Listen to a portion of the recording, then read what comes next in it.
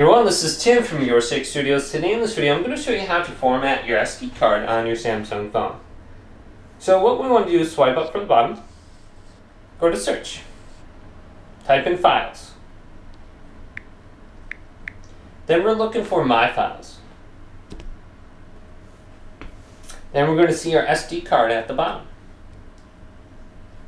Go to the top right, go to the three little dots. There will be an option under here for format. So we can just go to format. Now I'm not going to press format because I have my picture saved here.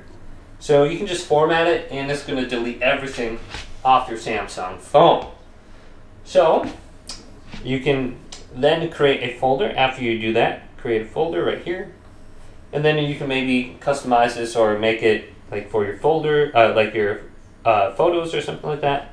But everything is going to be completely blank in here now. But hopefully this video did indeed help you out. If it did, leave it a big thumbs up and subscribe to my channel down below.